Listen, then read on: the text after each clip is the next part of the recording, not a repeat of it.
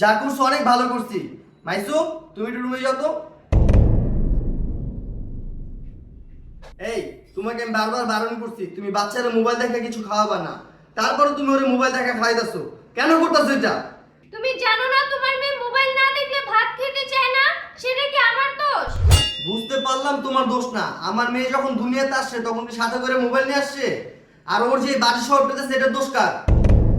একটা বাচ্চাকে তুমি যেভাবে শিক্ষা দিবে বাচ্চারা ঠিক সেইভাবে গড়ে উঠবে।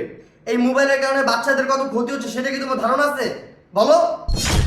এই মোবাইলে আসক্ত হয়ে বাচ্চারা ঠিকমতো লেখাপড়া করছে না, তাদের বাবা মার প্রতি ভালোবাসা কমে যাচ্ছে, তারা ঠিকমতো খেলাধুলা করছে না। আর এই মোবাইল চালাতে চালাতে তো বাচ্চারা প্রতিবন্ধী হয়ে যায়। এর জন্য তোমাকে আমি বারবার বলছি বাচ্চাদের মোবাইল থেকে দূরে রাখবা, বাচ্চাদের মোবাইল দেখতে দিবা না। তুমি আমার একটা কথাও শোনো না। আচ্ছা ঠিক আছে, আমার ভুল হয়ে গেছে, তুমি আমাকে মাফ করে দাও। আমি আমাদের মেয়েকে আর মোবাইল দেখে খাওয়াবো না। কিন্তু তুমি এটা কি করলা? তুমি যে ফোনটা ভাঙলা, আমি তোমার সাথে যোগাযোগ করব কিভাবে? সমস্যা নাই, মোবাইল আমি ভাঙছি, আমি এই মোবাইল এনে দিব। কিন্তু শোনো, আমি তো কাজের ব্যস্ততায় বাসার বাইরে থাকি, কিন্তু তুমি তো ওর মা। ও যেভাবে মানুষের মতো মানুষ হবে সেই শিক্ষাটাই তুমি ওকে দিবে। আর এটা আশাই তো আমি তোমার থেকে করি। বর্তমানে ছোট ছোট বাচ্চারা মোবাইল আসক্ত হয়ে ঠিক মতো ইসলামিক শিক্ষাটা পাচ্ছে না। আর দেখো, আমি চাই আমাদের বাচ্চারা ইসলামিক শিক্ষায় গড়ে উঠুক। কারণ যেই বাচ্চার মধ্যে ইসলামিক শিক্ষা থাকে তারা কখনো মা বাবার সাথে খারাপ আচরণ করে না, তারা সবসময় ভালো পথে থাকে।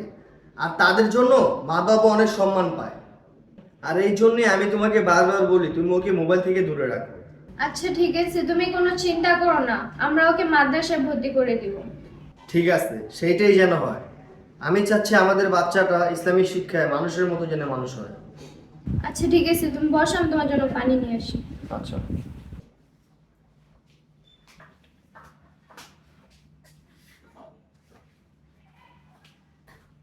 এই নাও পানি।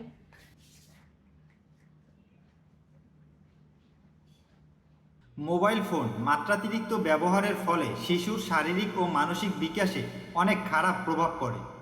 তাই আপনার বাচ্চাকে সুস্থ রাখতে চাইলে তাকে বেশি বেশি সময় দিন এবং মোবাইল ফোন থেকে দূরে রাখুন।